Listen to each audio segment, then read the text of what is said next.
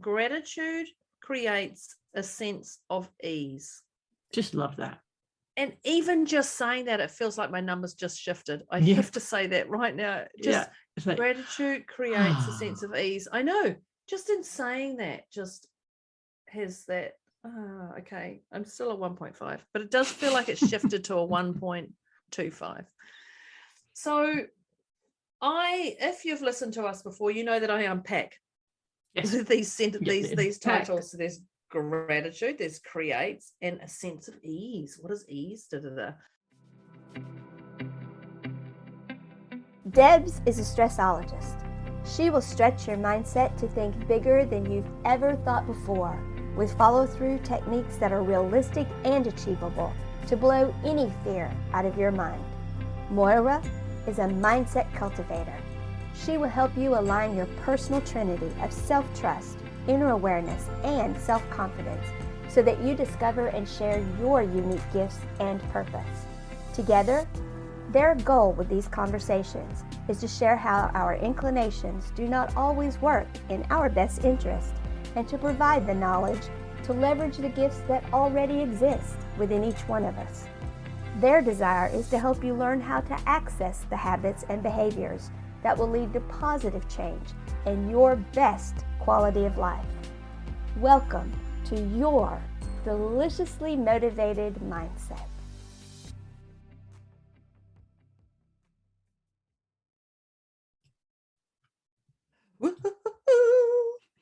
That's not how we start. This is Debz and Moira with our deliciously motivated mindset conversation.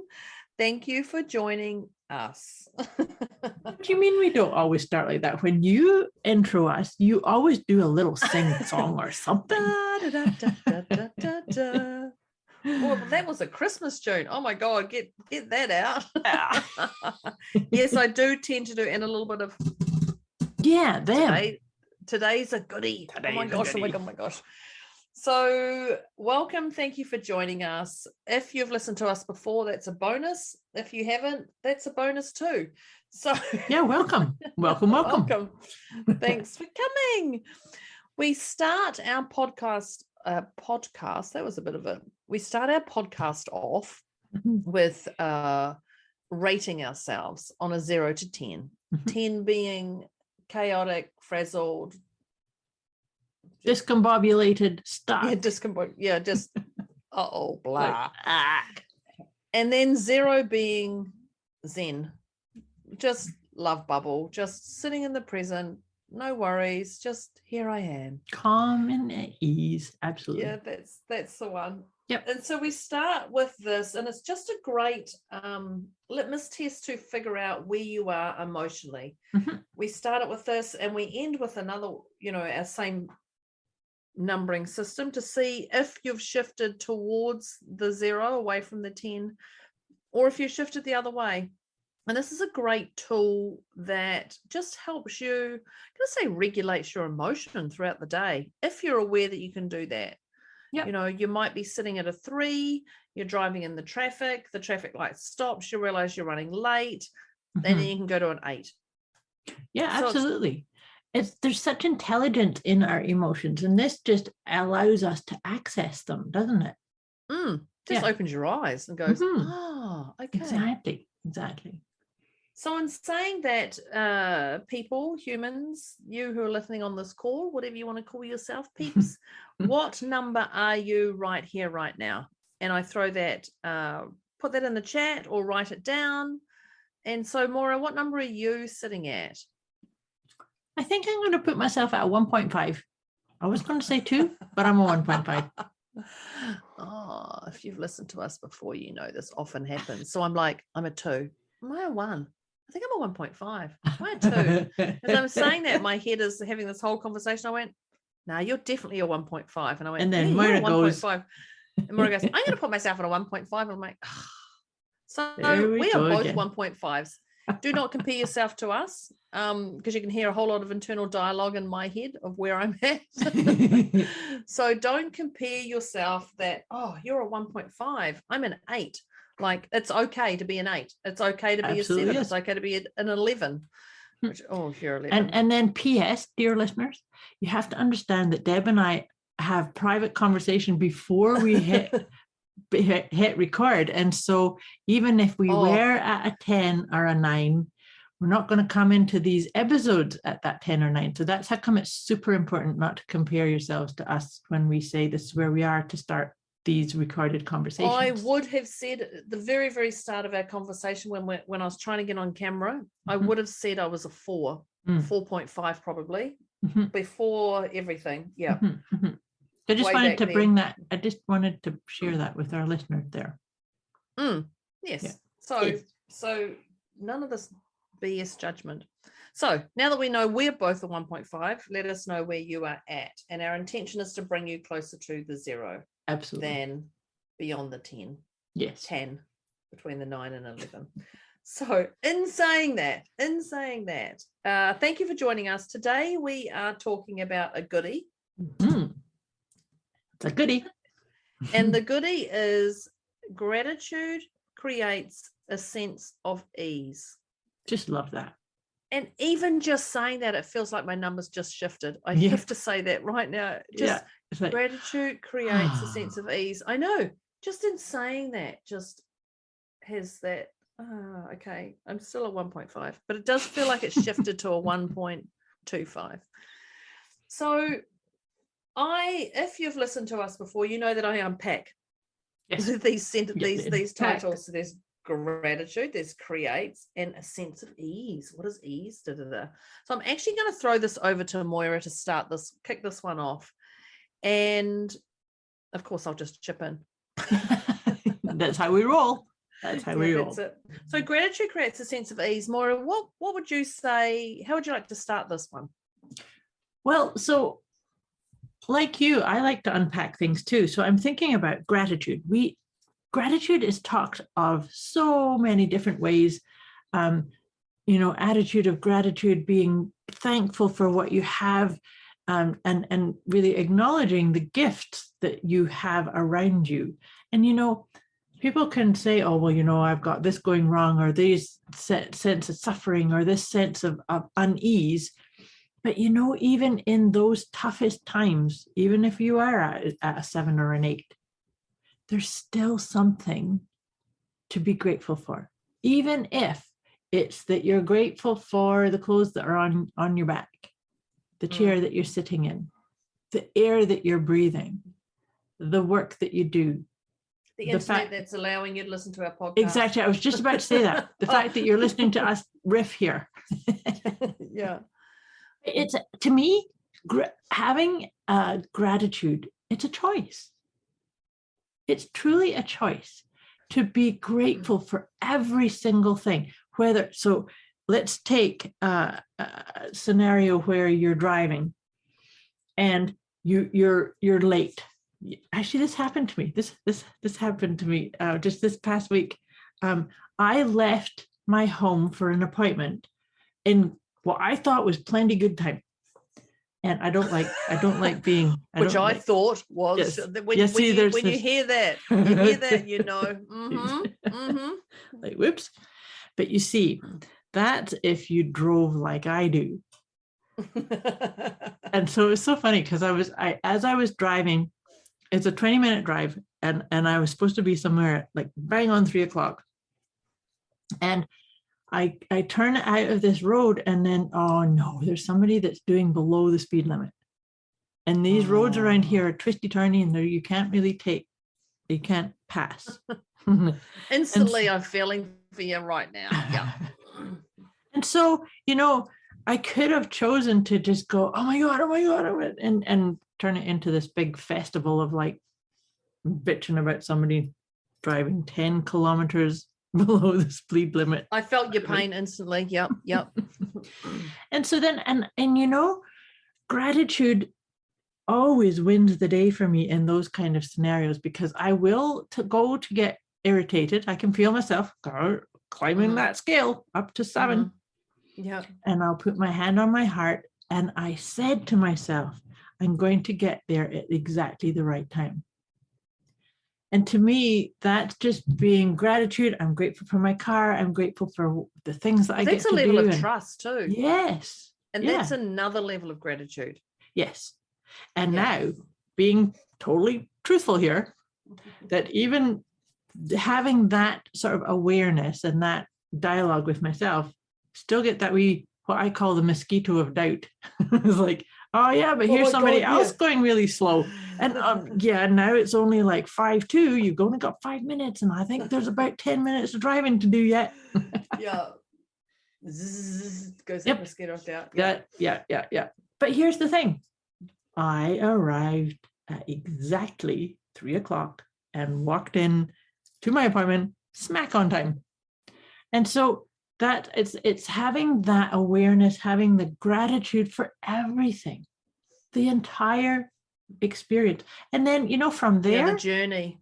From there, it went on to even bigger and better and more amazing conversations. That I was taking my car in for servicing and had such a beautiful interaction with that person. And then I went into some stores and I got some really good deals, by the way, too.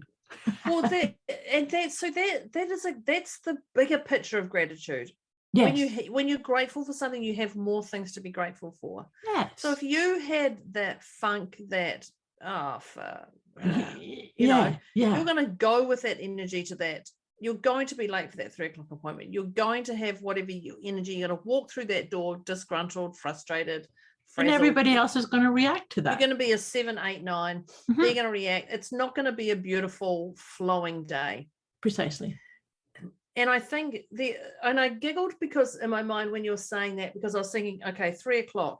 But, even if she arrived at 3:05, because when Moira said, I'm going to arrive at the perfect time, yes, she didn't say, I'm going to arrive at 3:00. Exactly. So even if she arrived at 3:05, and I believe this, something would have happened that they couldn't take her till 3:05. That's right. Yeah, I totally agree with that. That's why I said it that way, is that I'm going to arrive at exactly the right time. Because I know I'm late to certain appointments and I'll bowl through the door, like, I'm here. And they'll go, oh, that's okay. I'll say, oh, I'm here for my 3:00 appointment, whatever. And they'll go, oh, that's great that you're here. We've just been dealing with something, so we'll be with you soon. And you're like, oh my God, fuel. Yeah. But that is all part of that gratitude, that energy that you're putting out. And That's right. And I use the word desperation. Mm-hmm. Desperation and gratitude are chalk and cheese. Yes, they are. Actually, is there such a thing as chalk and cheese? Water and oil. I know that one. Water and oil, because they just don't go together. That's right. But gratitude just allows that to be that state. And that's the sense of ease. That's what it is, right? Yeah. Now there's nothing to worry about or get desperate your about. knickers in a twist. Yeah. I remember someone saying to me, it's not that bad. Many years ago, someone said it's not that bad. And I was like, don't you tell me what to do. It is that bad. I can't even remember what it was, but I remember those, it's not that bad. And that's exactly it. So it's not that bad. I remember, and I think of this, we get frazzled because there's a traffic, something's going on the motorway and you can't get there and Mm-hmm. and you go, at least I'm not in that car accident. Yeah. It's not that bad. At least I'm in my car, mm-hmm. inside my car, and I'm safe inside my car, and it's raining outside, and I'm, at least it's not that bad. Right. Like Deborah, it's not that bad. And that, is a little quick check-in to go, it's not that bad. Exactly. And I like that too, because sometimes we can get caught into a story in our head about how terrible it is. It's catastrophizing. I call that, I have that conversation with clients sometimes about that dialogue, and it's catastrophizing in our own mindset, in our own way of telling the story. That revels faster and faster and faster. Oh gosh, faster. does it ever. Yeah. But we do get frustrated with the motorway and there's delays and everything. And you're like, okay, but you weren't in that crash. That's right.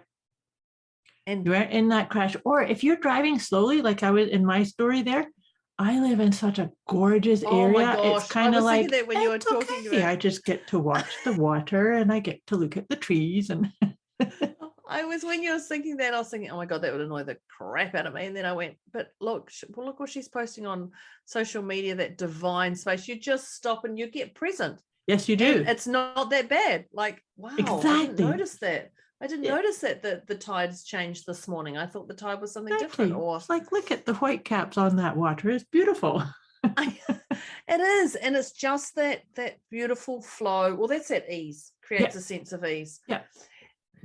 And so gratitude doesn't have to be, I'm going to say big. It is actually big, by the way, but you don't have to go, I'm grateful that I'm alive. Well, hang on. Definitely say I'm grateful I'm alive. Yeah. But it doesn't have to be a big one like that. You can just go, I'm grateful that I'm sitting here with my hand on my heart. Yeah. Like, I'm grateful I could have hot water for my cup of tea. I'm grateful for my shower, Moira. Yes, I'm definitely grateful for my shower. but I'm grateful that I grabbed my pen to write notes. Everybody, did you get the pen to write these notes? But they're little things, but they're not little things. They're actually, all those little things are actually really significant. Absolutely. And it's just those little pause of thank you. Thank you for the warmth in my home. Thank you for the car that I can drive. Right. Well, thank you for that my car's in the mechanic and I don't have to drive and I don't have to go anywhere. And I can get other friends and family to do things for me. Well, there's that too. And that's what I said. I said that in earlier in our conversation here, it's a choice. So you can choose to, and to your point about the desperation, you can choose to get desperate because there's a delay or there's a block or there's something that is impeding you getting to that deadline or that end result. It's a choice to feel desperate about it and think you're being, this is happening to you, as opposed to choosing to say, I created this. And I love this, and I appreciate this, and this is thank you to that, and thank you to the next thing, right? Yeah, well, I mean, when I think about it, we talk about traffic, I was recently driving out of town at 2 hours to somewhere, and we have 100k speed limit, which is a fast, and the traffic got so slow when I got into a town that in that 100k I was doing 27. Oh, that's slow. Yeah, well, so slow that I couldn't even put cruise control on. So that annoyed me. That annoyed me because I couldn't even take my foot off the accelerator. Like, I had to concentrate. And then I was like, really, Deborah, you are getting sulky that you've gone from 100 to 27. I was like, yes. And it goes my head. I'm having this whole internal dialogue. And I went, when was the last time you looked around this city? And I'm still on the motorway. And I literally, because you talked about the water, and I went, oh my God, I did that the other day. Right. And I looked around and I looked at the people in the cars and I looked at the people who were frumpy in the cars, and I'm like, oh my gosh. And here I had my loud music, I'd been singing all the way. I did turn it down for the 27, but I did have the opportunity to look around, look at other cars, look at people and go, I couldn't do this. Like, for me, I became incredibly grateful for my world that I don't have to commute at that time to go to an office job or, didn't have to do anything. I mean, I did have to do something, but I'd allowed myself extra time. Right. Because I didn't know what the traffic was going to be like. Absolutely. And you and I are both the same for that being home-based is awesome. I know when I go out, I'm like, oh, where did these people come from? Like, where did what? Don't you have a place to go to? Shouldn't you be home by now? Like, can't you just, visualize God opening up the roads just for me to drive to my place, get my one item, and then drive back or something? The water's part. But this is absolutely, it just created a sense of ease for me, because I don't get into traffic where you go from 100 down to 27. Like, we don't have that in our town. Right. Well, unless there's an accident. Unless there's an accident. Yeah. And so it just got me really present, and I became incredibly grateful that I work for myself to choose my own hours, my own decisions, my own diary. That works for me. I'm not desperate to go do things. It just was that whole, Yeah. You know, where I'm sitting more at a 0 than a 10 or even an 8 or a 5. Yeah. Yeah. But from there, everything just went perfect, because I then went, well, if I'm going to be late to that appointment, that's a loose appointment. And I did allow 45 minutes. So I can cut that back to 30. Like, it's not going to, we can just talk. Right. And, you know, have a catch up in 30 minutes instead of 45 minutes, because I'm still going to get to my other destination. It's just a beautiful way of thinking, is gratitude. And it's a fulfilling way. Right. Yes. Well said. It is fulfilling. And it's the acknowledgement that everything that you experience is for you. It's not against you. Yeah. Yes. And, right. Like that's, and again, that's a choice. That if everything is for me, then I don't know about you, but I'm going to choose to say thanks. Well, thanks. I didn't know it was going to look like that. I know. I talk about going out the door, and it's the same door. I point to the same door, and Moira's like, right, it's the same door you point to every time. And I get my clothes caught on my bag, and you get and then you're like, oh, geez, sometimes it rips, sometimes it doesn't. You're just like, I have an amazing seamstress now. Well, I haven't ripped my clothes for a while on the door handle. That's good. But it's that stuff that's against me in my mind. Right. It's like, and then you go down and then you trip over a freaking dog toy, and then, you know, you come round the corner and pick up something and it all drops. And I know. And in the span of a minute, you've got 3 problems that have just come to you. Yeah. And it's like, sweetheart, 3 problems in a minute. You need to stop and slow down right now. Get present, get grateful, because you don't know what the 4th thing that's going to happen when you step into minute 2. A quick wee message before we get back to this episode.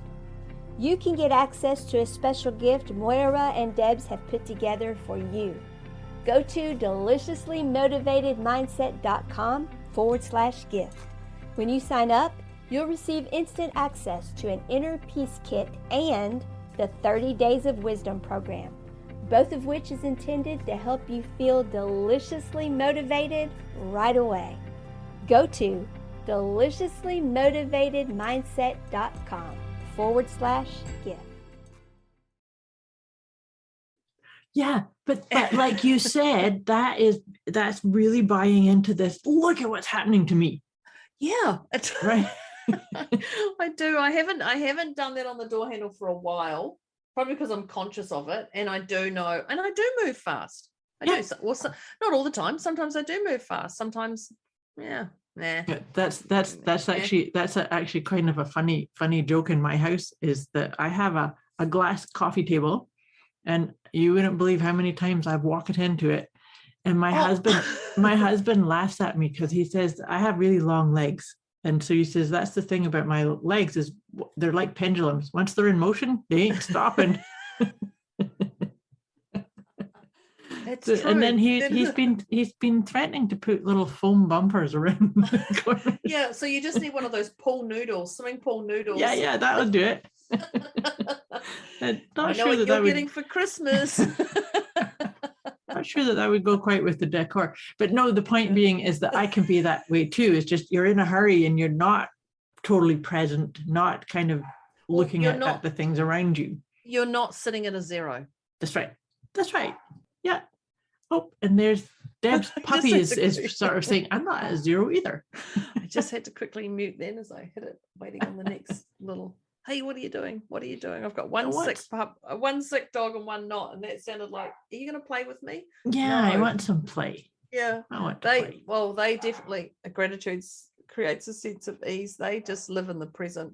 That I know. Animals are such a gift to us.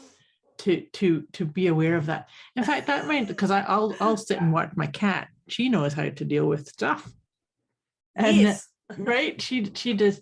But which actually reminds me that Egyptians worshipped cats because they really recognized that cats know. I must have been a cat in a past life then. Must have been. But I think it's from the perspective that, you know, a cat, if it's tired, it goes to sleep. If it's thirsty, it goes and has some water. If it's hungry, it has some food. If it needs to stretch, it gets up and stretches. And it's actually, to me, that's just a really cool piece of wisdom to be grateful for. It's like they're very in the present. they're very in tune with what does my body need right now. I do think animals are more present than people. I do believe they live. I'm going to learn something today about my two then. Clearly as I say that, because I'm quite certain about that, because they do live in the present. Oh, I want a drink, I'll get a drink. Whereas we're like, I'm on the couch, oh, I want a drink, oh, I can't be bothered moving. Yeah. Like, or, it's too hard, or oh, I'm too tired, or any of these, belief systems that we have, or whatever. Oh, I've just done the dishwasher, it means I'm going to dirty another thing. And these stories that go, the cat goes, I just want a drink. Okay, have a drink. But even one step beyond that dialogue in your mind of, oh, I don't want to dirty a glass, or I don't want to get up off the couch. There are people. I have had an ongoing conversation with a client who I swear she's always dehydrated, and I just keep saying, keep some water. I've always got, actually, when Deb and I talk, we always have bottles of water. If you hear us mute, that's because we're just having a quick slurp. Having a slurp of water. Absolutely. Yeah. And it's been my whole thing. You see, the thing is we are emotional beings, and our bodies give us the red flags, or the little taps, like we're talking about our animals. But if we're dehydrated, we can't get those messages. And so, funny story, I was talking to this very same client. You're right there. That's so true. I hadn't thought about that. Huh. So I was having a conversation with her just last week, and she's like, I feel so much better. I've been drinking more water. She only has one glass beside her when she's talking to me, and I want her to get up to the to the water bottle one step at a time. One step at a time. But she's noticing a difference in her mood, in her ability to know what she's feeling. And she's like, that's just from water. I'm like, yeah, I know. That's why I keep saying you gotta keep hydrated in order to get I'm tired, or I'm hungry, or I'm sad, or I need to call somebody, right? Yeah, my mum we've grew up with this. Oh, I'm hungry, mum. Have a glass of water. No, mum, I'm hungry. I want an apple, or I want to crunch something. It's like, no, you actually don't want a glass of water. Like, I want you, like Deborah, have a glass of water and you'll feel better. I'm like, yeah, but I don't want that. So then actually what you're saying is you want an apple, or you want something to crunch, or you want something to chew. You don't like, and it is that whole thing. I mean, my mentors, Sandra and Daniel Biskind, they're really talking a lot about alkaline water and anything alkaline. And I'm still learning, haven't dabbled yet. But for me, I just am all for just start with anything. Yeah. Start with anything. And if you don't like water, then put a little bit of something in it. Put some lemon juice in it. Yeah, or mint. Or mint, yeah. We have actually cut. Mum came to my house one day and she's like, don't you have any lemons? I'm like, no, I have a squeegee lemon juice thing, Mum. And she's like, Deborah, it's full of preservatives. I'm like, yeah, it's great. I just squeeze it in my hot water and there's my lemon and hot water. And so she went out and cut up a whole lot of lemons and cut them into little pieces and put them into a Ziploc bag, and they're in the freezer.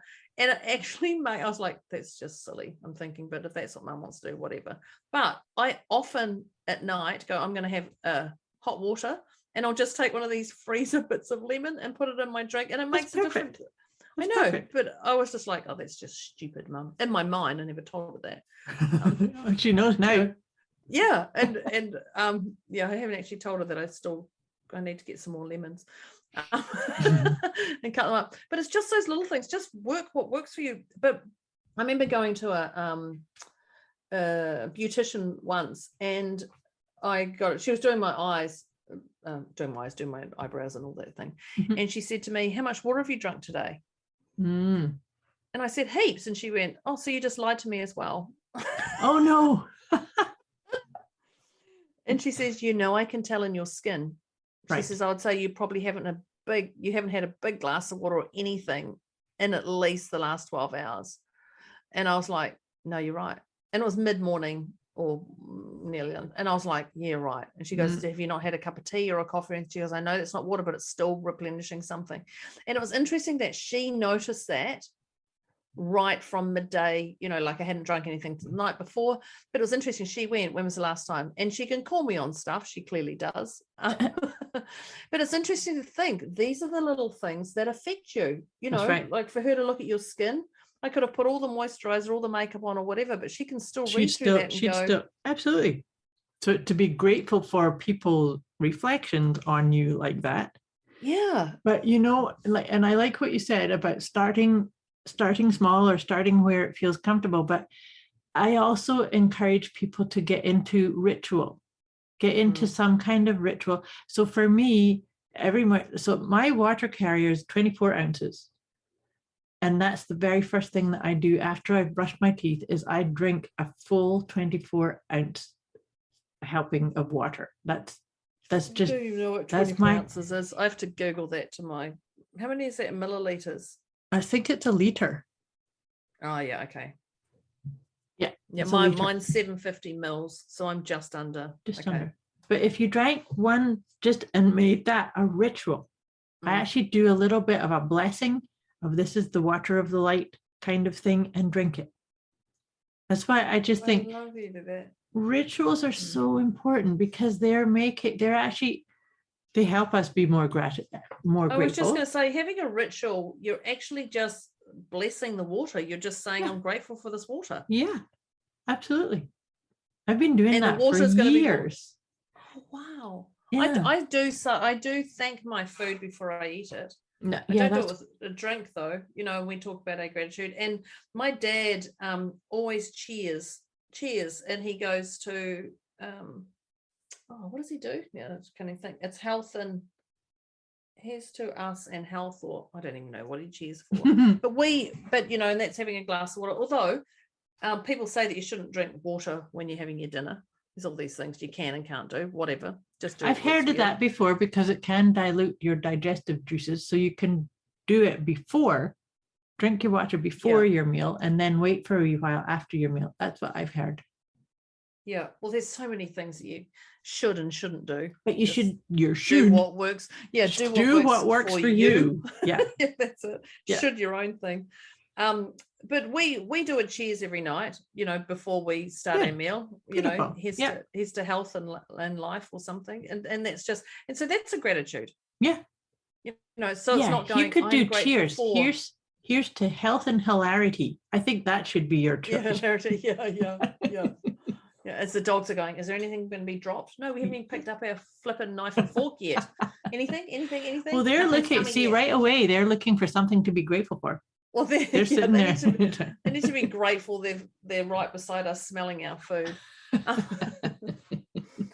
But when when you have people around you, and this is, and I call it the life suckers, and they're not, but it feels like that. When you're around people who are disgruntled, desperate, living in a dark cloud, and they're in that funk, you don't want to be around them. No, because you can only, you feel like they've leached onto all your energy, and you come out of there deflated, depleted, just drawn out, dragged down. Yeah, dry skin with no water, dehydrated. But when you hang around with people who are grateful, inspired, alive, you use the word passionate, just joyful, fulfilled, you feel different, and you're the one who's just had, you've taken a little bit of their blood, and it's just given you another level. And that's where you're better to be, but be aware that you can get back down to that sucking energy. But when you're around those life sucking people, such a horrible thing to say, if I hear my words, you can say little things if you want. You can say things, it's not that bad. Yeah. And give them a little thing like, come on, it's not that bad. Oh, well, or you could even just share something that you're grateful for in that environment or that space. Right? You don't have to fix people. No, you don't have to be that one. Well, actually, you can't anyway. Yeah. Yes, you can only fix yourself. Yeah. And it's recognizing how magnificent you are, and and so be grateful that they have sucked the life out of you, be grateful that that's going to be the last time you're going to catch up with them. Be grateful that they've shown you a way that you go, wow, how can I help them or not? You know, and so just be grateful for that friend who is in that state. Absolutely. And, you know, offer them help, you know, say, listen to this podcast with Debz and Moira. Here's some help for you. Yeah. But be okay that, so don't be desperate to fix them. So be okay that you have the skills that you can offer them something, but then also be grateful that you can still walk away unattached. Absolutely. And that's what that sense of ease is all about. And I know that I've brought this up on previous episodes before. Something that I encourage all my clients and students to use is this question of, how do I feel about myself here? So in the company of these people, or in this environment, or in this situation, how do I feel about myself, right? Because to your example, where you're saying that you're surrounded yourself with people who are all grateful and thankful for, then how do I feel about myself? I feel pretty good. I feel happy. I feel up. I feel grateful. I feel like I'm appreciating and recognizing all the things. It's when I say I just have to interrupt. When you say up, it's not a pom-pom up. Oh my God, I feel amazing. It's actually yeah, I just have to clarify that. It's not a it's a if you know Moira's energy, you'd know that I generally do not go there. No, it's not a pom-pom. I'm not a pom-pom. Yeah. Okay. No, but I mean positive, uplifted rather than up. You know, you feel happy, fulfilled, and I would say. Fulfilled. I like that word too. Like you're filled up with zeroness. Exactly. Whereas if you're in the company of people who, like you're saying, are maybe drawing your energy, or tapping you, sapping, drawing your life force, and so then you say, how am I feeling about myself? Well, I'm feeling a bit nervous. I'm feeling a bit down. I'm feeling tired. I'm feeling like I don't know the solution, and I'd like to not have to be in this environment. That's a sign for you too. And you can actually be grateful for that and find where's your sense of ease. Your sense of ease could be, you could offer some gratitude. You could offer somebody a solution, or here's a resource for you to check out, or how about looking at this? But don't be attached to it. Because that's the thing. Don't get attached to that outcome. Don't be desperate to go, I need to fix them, or I need to do this. It's like their life, their consequence, their world. Yeah. Having isn't it? That would be an agenda. If you're saying, I have to fix this, that's an agenda. And we don't want to go around with agendas, right? No, and that's that part of that desperation. When we think about that sense of ease, it's being okay with what it is. And if you feel you can't say, being okay with what it is, which is your gratitude, sitting present. If you don't want to say to them, hey, this and this, share a story, like you said. Share a story. Oh, the other day I got stuck in traffic, and it was so odd. I was, a little bit frazzled, and then I went, wow, I'm just going to be grateful. So it really shifted my mood. Now you're not going to say, be grateful, you twat.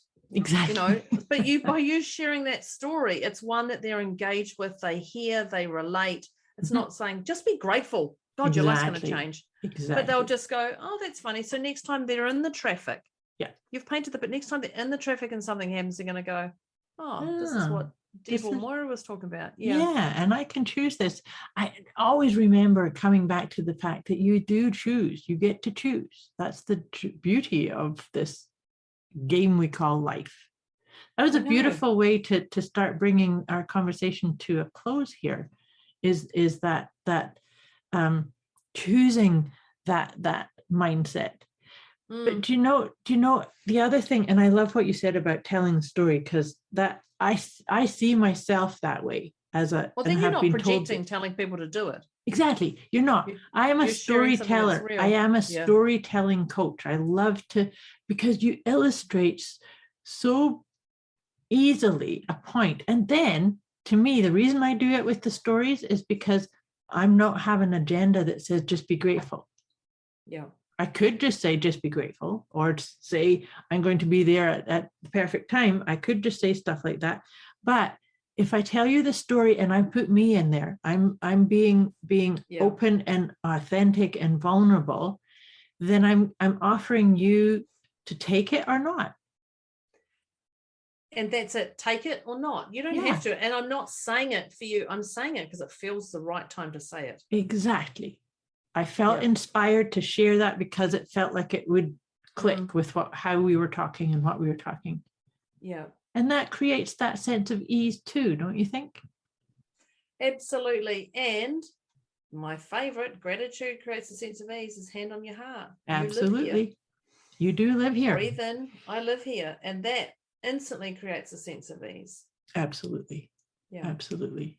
So, my dear and dear listeners, we're going to wrap this one up. And before we do that, we like to check back in. I'm going to check in at where were you? Did you write it down? We were both at a 1.5. Oh, we were too. Yes, we were. 3. That must be 1.5 each added to 3. Yeah, there you go. I thought it was the 3. Yeah. Well, we know what number I'm going to be because I'm definitely a 0. You are. Yeah, and me too. I'm a 0. And so, listeners, we'd love to hear where were you when you first started listening to this episode? Where are you now? And if anything that we discussed brought anything up, triggered you need triggered inspiring or not inspiring. We're here for you. So you can reach out on the comments, do it publicly, or message either or both of us. We are here to help people create that sense of ease and calmness and find those beautiful things to be grateful for. Yeah. Yeah. Awesome. It's not that bad. It is not that bad. Yeah. Well, my dear Deb, I am grateful for you as ever. This has been an awesome conversation.